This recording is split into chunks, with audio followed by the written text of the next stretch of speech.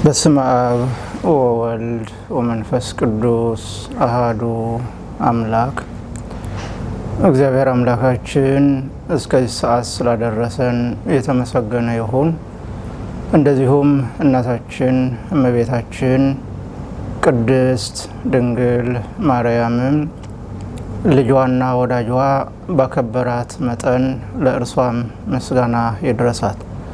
እግዚአብሔር አምላካችን ከዘመን ወደ ዘመን ከዘመናት ወደ ዘመናት የሚያሸጋግር ቸር አምላካችን ስለሆነ ዘመነ ክረምቱን አሳልፎ በዚሁ ዘመነ መጸው በሚባል ማለትም በወርሃ ጽጌ እንድንደርስ ወደ ወርሃ ጽጌ እንድንሻገር እግዚአብሔር አምላክ ፈቅዶልናል።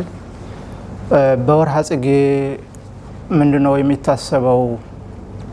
ወርሃ ጽጌ የሚሰጠው ትርጉም ምንድነው የሚለው ስናይ ወርሃ ጽጌን በአእምሯችን ስናስበው ምንጊዜም በአእምሯችን የሚመጣው የእመቤታችን የቅድስት ድንግል ማርያም ስደቷ ነው።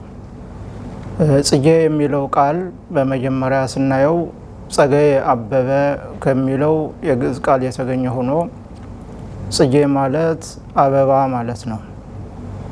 አበባ ተብለው የሚጠሩ ብዙ አሉ። ለአሁን ግን ሁለቱን እናያለን። ጽጌ ወይም አበባ ተብለው የሚጠሩ ማን ናቸው የሚለው ስናይ በአንደኛ ደረጃ እመቤታችን ጽጌ ተብላ ትጠራለች ወይም አበባ ተብላ ትጠራለች። በሁለተኛ ደረጃ ደግሞ ጌታችን መድኃኒታችን ኢየሱስ ክርስቶስ ጽጌ ተብሎ ይጠራል። ይሄውም መነሻው መጽሐፍ ቅዱስ ነው። በትንቢተ ኢሳይያስ ምዕራፍ 11 ቁጥር 1 ላይ እንደተጻፈው ትወፅእ በትር እምስር ወእሴይ ወየዐርግ ጽጌ እምጉንዱ፣ በትር ከእሴይ ስር ትወጣለች አበባም ከቁጥቋጦው ይወጣል በማለት ልዑለ ቃል ነቢዩ ኢሳይያስ አስቀድሞ በእግዚአብሔር መንፈስ ቅዱስ ገላጭነት ተናግሯል። ይኸውም ትርጓሜው በትር የተባለች እመቤታችን ቅድስት ድንግል ማርያም እንደሆነች፣ አበባ የተባለው ደግሞ ጌታችን መድኃኒታችን ኢየሱስ ክርስቶስ እንደሆነ ቅዱስ ያሬድም በግልጥ ተርጉሞልን እናየዋለን። ምን ይላል ቅዱስ ያሬድ? ትወፅእ በትር እምስር ወእሴይ ወየዐርግ ጽጌ እምጉንዱ፣ በትር ከእሴይ ስር ትወጣለች ጽጌም ከአበባው ወይም ከቁጥቋጦው ይወጣል የሚለውን ሲተረጉም ይእቲ በትር አምሳለ ማርያም ቅድስት ይእቲ፣ ያቺ በትር የቅድስት ድንግል የማርያም ምሳሌ ናት። ወጽጌ ዘወፃ እምኔሃ አምሳሉ ለወልድ፣ ከእርሷ የወጣ አበባ የተባለውም የወልድ ምሳሌ የኢየሱስ ክርስቶስ ምሳሌ ነው በማለት በትር የእመቤታችን ምሳሌ እንደሆነ፣ ጽጌ ደግሞ የኢየሱስ ክርስቶስ ምሳሌ እንደሆነ ቅዱስ ያሬድ በግልጥ ተርጉሞልናል። እመቤታችን ከእሴይ ስር እንደምትገኝ ልጇ ኢየሱስ ክርስቶስ ደግሞ ከእመቤታችን እንደተወለደ አስቀድሞ ነግሮናል ማለት ነው። እንግዲህ በወርሃ ጽጌ ስናስብ ወርሃ ጽጌን ስናስብ ምንድነው የምናስበው? እመቤታችን ቅድስት ድንግል ማርያም ልጇን ይዛ ወደ ግብጽ እንደተሰደደች እናስባለን። እመቤታችን ጽጌ አበባዋ እመቤታችን ልጇን ይዛ ወደ ግብጽ ተሰደደች። ለምንድነው የተሰደደችው? አንደኛው ትንቢት ተነግሯል። በትንቢተ ሆሴዕ ምዕራፍ 11 ቁጥር 1 እንደተጻፈው ልጄን ከግብጽ ጠራሁት ተብሎ ተጽፏል። ጌታችን መድኃኒታችን ኢየሱስ ክርስቶስ ከእመቤታችን ጋራ ወደ ግብጽ እንደሚሰደድ አስቀድሞ በሆሴዕ አድሮ ተናግረዋል ማለት ነው። ሌላኛው ደግሞ ነቢዩ ኢሳይያስ በምዕራፍ 19 ቁጥር 1 ላይ ደግሞ እነሆ እግዚአብሔር በፈጣን ደመና ተጭኖ ወደ ግብጽ ይወርዳል፣ የግብጽ ጣዖታትም በፊቱ ይርዳሉ በማለት እግዚአብሔር አምላካችን ፈጣኗ ደመና በሆነች በእመቤታችን ጀርባ ተጭኖ ወደ ግብጽ እንደሚወርድ አስቀድሞ ተናግሯል ማለት ነው። ስለዚህ ወደ ግብጽ የሄደችው በራእየ ዮሐንስ ምዕራፍ 12 ላይ እንደተጻፈ ዲያብሎስ ልጇን እንዳይነጥቅባት እንደሆነ ተጽፏል። ይሄው ምን ይላል?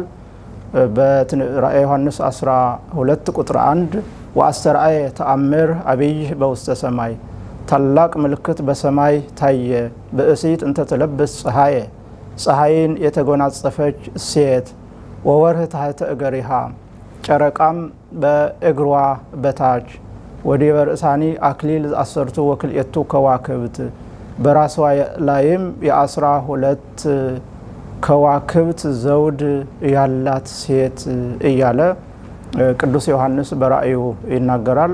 ከዚያ ምን ይላል? ወአስተርአየ ካልእ ተአምር በውስተ ሰማይ፣ ሌላ ተአምር በሰማይ ታየ፣ አርዌ አብይ ወቀይህ፣ ታላቅ ቀይ ዘንዶ ታየ ይላል። ዘሰብአቱ አርእስቲሁ፣ ራሶቹ 7 የሆኑ፣ ወሰብአቱ ወአሰርቱ አቅርንቲሁ፣ ቀንዶቹ ደግሞ 10 የሆኑ እያለ ዲያብሎስ 7 ተወራጆች ወይም 10 አለቆች እንዳሉት እየተናገረ መጥቶ ከዚያ ምን አለ ቅዱስ ዮሐንስ? ወቆመ አንጻረ ይእቲ ብእሲት፣ በዚያች ሴት አንጻር ቆመ፣ ከመሶበ ወለደት ይብላ ሕፃና፣ በወለደች ጊዜ ሕፃንዋን ይበላ ዘንድ ቆመ ይላል። አሁን ይህ ምን ማለት ነው? ትርጓሜው ብእሲት ወይም ሴት የተባለች እመቤታችን ናት። ሌሎቹ ትርጓሜ እንዳሉ ሆነው የምንወስደው ከዚህ ሴት ያላት ዮሐንስ በራዩ እመቤታችን እንደሆነች፣ ፀሐይን ተጎናጽፋ ያለው ደግሞ ፀሐይ ጽድቅ ኢየሱስ ክርስቶስን አቅፋ ማለት ነው። ፀሐይ ዘኢየዐርብ የማይጠልቅ ፀሐይ ኢየሱስ ክርስቶስ ከእመቤታችን እንደተወለደ የሚናገር ነው። ጨረቃ በእግሯ በታች ማለት ደግሞ ጨረቃ ዮሐንስ ማለት ነው። ዮሐንስ የሰገደላት በእናቱ ማህፀን ሆኖ የሰገደ ማለት ነው። ዮሐንስ ነው ጨረቃ የተባለው። ዲያብሎስ አርዌ ቀይህ፣ ቀይ አርዌ የተባለው ደግሞ ዲያብሎስ ነው ማለት ነው። ዲያብሎስ በሴቲቱ ፊት ቆመ ማለት በእመቤታችን ፊት ቆመ። ልጇን ይበላ ዘንድ ማለት ደግሞ በሄሮድስ አድሮ ልጇን ይገድልባት ዘንድ፣ በአይሁድ አድሮ ልጇን ይገድልባት ዘንድ፣ በሄሮድስ ሰራዊት አድሮ ልጇን ይገድልባት ዘንድ ቆመ ማለት ነው።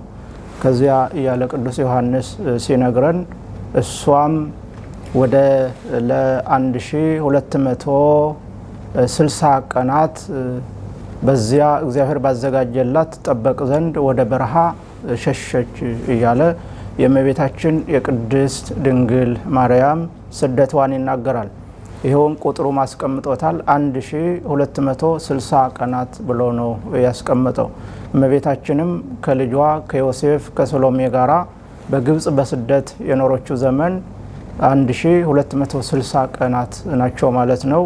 ይሄውም 3 ዓመት ከ6 ወር ነው።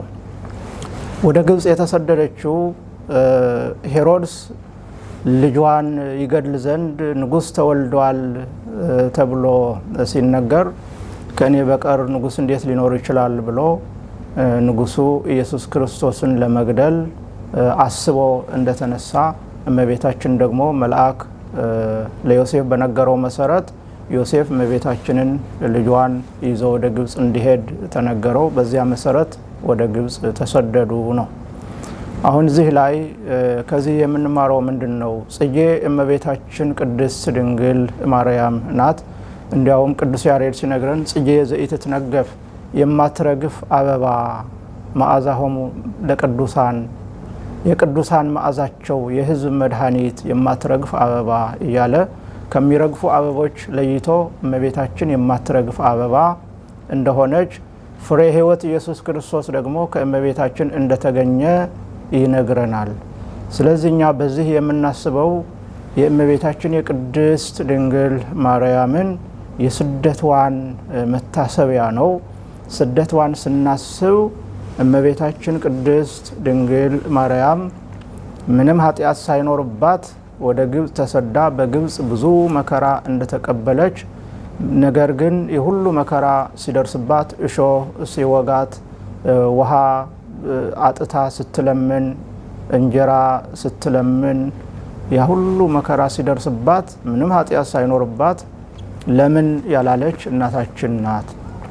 እኛም ክርስቲያን ምንም መከራ ቢደርስብን ምንም ፈተና ቢደርስብን ምንም በእኛ ላይ የተለያዩ ችግሮች ቢመጡ ማማረር እንደሌለብን እግዚአብሔር የሚያሳልፈው መሆኑን ልናምን ያስፈልጋል ማለት ነው። እመቤታችን ውቅያኖስን የፈጠረ ጌታ ይዛ ነው ውሃ የለመነችው። የሕይወትን እንጀራ ለሁሉ ሰጥተው የሚያጠግብ አምላክን ይዛ ነው የተራበችው እንጀራ የለመነችው። ስለዚህ ያ ሁሉ ሲሆን ግን ምንም አላማረረችም። ከእመቤታችን ሕይወት የምንማረው ጽናት፣ ትዕግስት፣ አለማማረር፣ በእግዚአብሔር መጽናት ነው። ስለዚህ በሁለተኛው ደረጃ ጽጌ ኢየሱስ ክርስቶስ ነው። ጽጌ ኢየሱስ ክርስቶስ ሰሎሞንም በመኃልዩ እንደነገረን ናሁ አስተርአየ ጽጌ በምድራችን ታየ፣ አስተርአየ በውስተ ምድርነ በምድራችን ታየ ይላል። ጽጌ የተባለው እዚህ ላይ ኢየሱስ ክርስቶስ ነው ማለት ነው። ምድር ደግሞ እመቤታችን ቅድስት ድንግል ማርያም ናት። በአማናዊቷ ምድር በእመቤታችን በቅድስት ድንግል ማርያም የሕይወት አበባ የሆነ ኢየሱስ ክርስቶስ እንደተገለጠ ከእርሷ ከስጋዋ ስጋ ከነብሷ ነብስን ነስቶ ሰው እንደሆነ የሚነግረን ነው። ለምንድን ነው ጽጌ የተባለው ኢየሱስ ክርስቶስ ከተባለ ጽጌ አበባ ለሁሉ የሚሰጥ ውድ ስጦታ ነው። በአበባው ላይ ንቦች አርፈው ከዓለም ሁሉ በጣዕምነቱ ወደር የሌለው ማርን ይሰራሉ። ስለዚህ አበባ ውድ ነው ማለት ነው። ለሰውም ስጦታ ሲሰጥ አበባ ነው የሚሰጠው። አበባችን ኢየሱስ ክርስቶስ ደግሞ ለሁላችን እንደተሰጠ ነው የሚነግረን። በአበባው ላይ ንቦች ሰፍረው አበባውን ይቀስማሉ። እኛ ክርስቲያን ደግሞ አበባችን ኢየሱስ ክርስቶስን መቅሰም እንዳለብን ነው የሚያስረዳን። ንቦች አበባውን ቀስመው ማርን ይሰራሉ። እኛ ክርስቲያን ደግሞ የሕይወት አበባችን ኢየሱስ ክርስቶስን ቀስመን የፍቅርን ማር የትህትናን ማር ልንሰራ እንደሚገባን የይቅርታን ማር ልንሰራ እንደሚገባን ነው የሚያስተምረን። ምክንያቱም አበባው የታየ ምድር በአበቦች ታጌጣለች። በአበባችን በኢየሱስ ክርስቶስ ደግሞ ተረግማ የነበረች ምድር እንደገና እንደ አዲስ መሆኗ ይሄ ለ5500 ዘመናት የነበረ የኃጢአት የመርገም ውጤት ሁሉ ተደምስሶ ምድር አዲስ ማንነት የለበሰችበት መሆኑን የሚያስረዳን ነው። በአዳምና በሔዋን መርገም ምድር እሾህና አሜከላ እንድታበቅል ተረግማ ነበረ። ምድር ማለት የሰው ዘር ሁሉ ማለት ነው። በሰው ዘር ሁሉ መርገም ታውጆ ነበረ። ያንን መርገም የሚያስወግድ አበባ ኢየሱስ ክርስቶስ በእመቤታችን ተገለጠ ነው። በእመቤታችን ተገልጦ ደግሞ የኃጢአትን እሾህ ከሰውነታችን የነቀለልን የመርገምን እሾህ ከሰውነታችን ያስወገደልን አምላክ ነው። በአዳምና በሔዋን እሾህ በምድር ላይ በቅሎ ነበረ በእነሱ ምክንያት።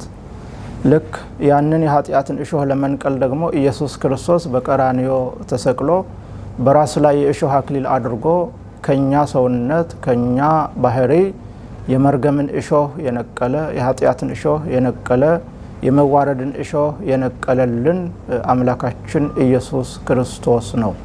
ስለዚህ ያ የሕይወት አበባ እንዳይረግፍ እመቤታችን ቅድስት ድንግል ማርያም ወደ ግብጽ ይዛው ተሰደደች። የሚሰጠው በቀራንዮ ስለሆነ በቀራንዮ ለሁሉ የሚታደል አበባ ስለሆነ በሄሮድስ እንዳይረግፍ አስቀድሞ ወደ ግብጽ እንዲሰደድ ሆኗል ማለት ነው። ስለዚህ እኛ ክርስቲያን ከዚህ ወር ምንድነው የምንማረው? ወርሃ ጽጌ ምንድነው የሚያስተምረን ሲባል በማህሌተ ጽጌ እንደምናየው ሊቃውንቱ በማህሌት ሌሊት በእግረ ህሊና ወደ ግብጽ ይጓዛሉ። በአይነ ህሊና የግብጽን በረሃዎችን ይጎበኛሉ። ከእመቤታችን ጋራ በእግረ ህሊና ይሰደዳሉ። በአይነ ህሊና የደረሰባትን መከራ ሁሉ ያያሉ። በእዝነ ህሊና ደግሞ የእመቤታችንን ለቅሶ ሁሉ ይሰማሉ ማለት ነው። ስለዚህ እኛ ክርስቲያን አበባችን ኢየሱስ ክርስቶስ በምድር ላይ ስለታየ አበባውን መቅሰም እንዳለብን አበባውን ቀስመን ደግሞ ህይወታችን ጣፋጭ እንዲሆን ያስፈልጋል። ንቦች አበባውን ቀስመው ማርን በቀፎ ውስጥ ይሰራሉ፣ በዚያው በቀፏቸው ይሰበሰባሉ። እኛ ደግሞ ቀፏችን ቤተክርስቲያን ናት። በቀፏችን በቤተክርስቲያን ተሰብስበን የህይወትን ማር ልንሰራ እንደሚያስፈልገን የሚያስረዳ ነው። ምክንያቱ አበባው ዝም ብሎ አልተገለጠም፣ ለኛ ህይወት እንዲሆን አበባው ተገልጧል። ቅድም በራእይ 12 ላይ እንዳነሳ ነው ዲያብሎስ በእመቤታችን ፊት እንደቆመ በአንጻሯ ማለት ነው የቆመው በጠላትነት ነው። ሁለት አይነት መቆም አለ፣ ለበጎ መቆም አለ፣ ለክፋት መቆም አለ።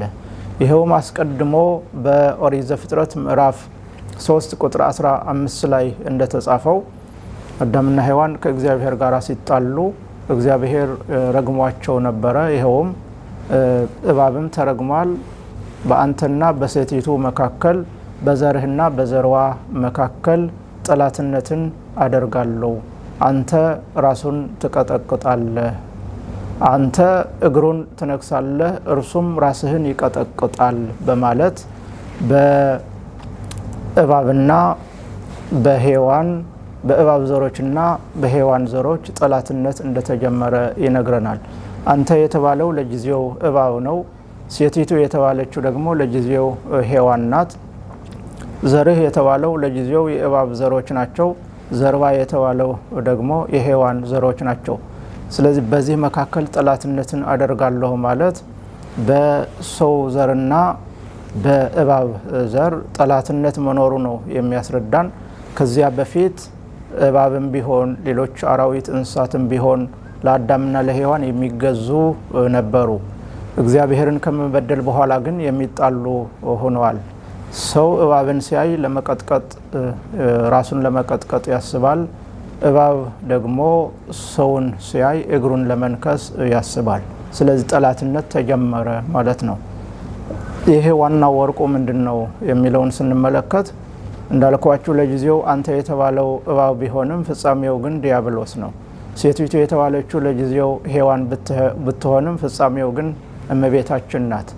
ዘርህ የተባለው ለጊዜው የእባብ ዘሮች ቢሆንም ፍጻሜው ግን ሰራዊት ዲያብሎስ ናቸው።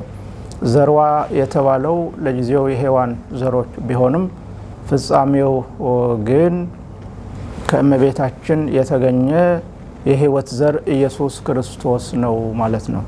ስለዚህ በሌላ አገላለጽ በዲያብሎስና በሔዋን በዲያብሎስና በቀዳማዊቷ ሔዋን የተጀመረ ጠው በዳግማዊቷ ሔዋን በእመቤታችን ደግሞ ዲያብሎስ እንደተነሳሳ ልጇን ይገድል ዘንድ እንደተነሳ ቅዱስ ዮሐንስ በራእዩ ነግሮናል። ስለዚህ አንተ የተባለው ዲያብሎስ ነው። ሴቲቱ ደግሞ እመቤታችን ናት። ዘርህ የተባለው ደግሞ የሰራዊት ዲያብሎስ ናቸው። ዘርዋ የተባለው ደግሞ ከዳግማዊት ሔዋን ከእመቤታችን የተገኘ የህይወት ዘር ኢየሱስ ክርስቶስ ነው። እባብ ሰውን ለመንከስ እንደሚፋጠን ሁሉ ዲያብሎስ ደግሞ የክርስቶስ ወገኖች ምእመናንን ከእግዚአብሔር ለመለየት ከእግዚአብሔር ለማጣላት የማያርፍ መሆኑን የሚያስረዳ ነው። ኢየሱስ ክርስቶስ ዲያብሎስን በመስቀል ላይ እንደቀጠቀጠው የሚነግረን ደግሞ እርሱም ራስህን ይቀጠቅጣል በማለት ነግሮናል። ስለዚህ ኢየሱስ ክርስቶስ ከእመቤታችን ተወልዶ ዲያብሎስን በመስቀል እንደቀጠቀጠው እንዳሸነፈው የሚያስረዳን ምስጢር ነው ማለት ነው። ስለዚህ ከዚያ በመነሳት ነው እንግዲህ ዲያብሎስ በተለያዩ ነገስታት አድሮ በሄሮድስ አድሮ ወደ ግብጽ እንዲሰደዱ ያደረገ። ዋናው ምስጢሩ ግን ቀዳማዊ አዳም ከገነት ተባሮ ተሰዶ ነበረ።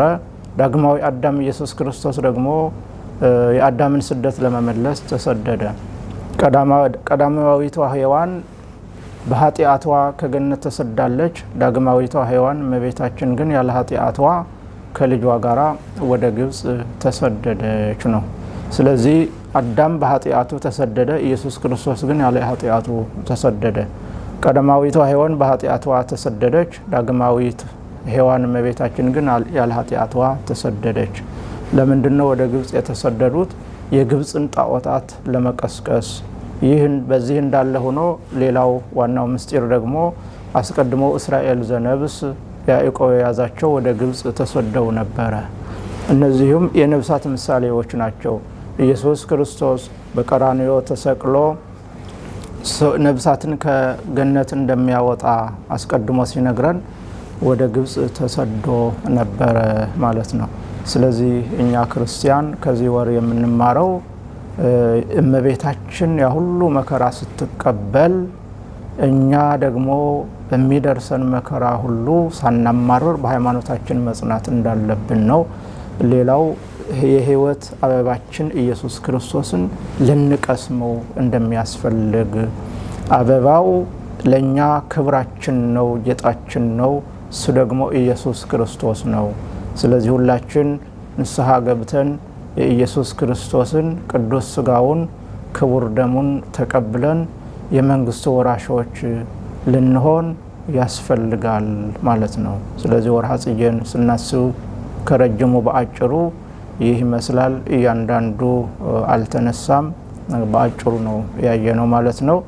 አበባችን ኢየሱስ ክርስቶስን አሁንም ልንቀስመው ያስፈልጋል። መቅሰም ማለት ሥጋውን ደሙን መቀበል ማለት ነው። ምክንያቱም የታየው የበቀለው ለእኛ ነው። ከዚሁ በአጭሩ የምንማረው በወርሃ ጽጌ አበባ ታይቷል ብለናል። ሁለት አይነት አበቦች አሉ። የሚረግፉ አበቦች አሉ፣ የማይረግፉ አበቦች አሉ። ይሄ ማለት አብበው ሳያፈሩ የሚረግፉ አሉ፣ አብበው ፍሬ አፍርተው የሚረግፉ አሉ። የዚህ ምሳሌን ስናይ አብበው ፍሬ ሳያፈሩ የሚረግፉ ተወልደው ምንም መልካም ስራ ሳይሰሩ የሚሞቱ ሰዎችን የሚወክል ነው።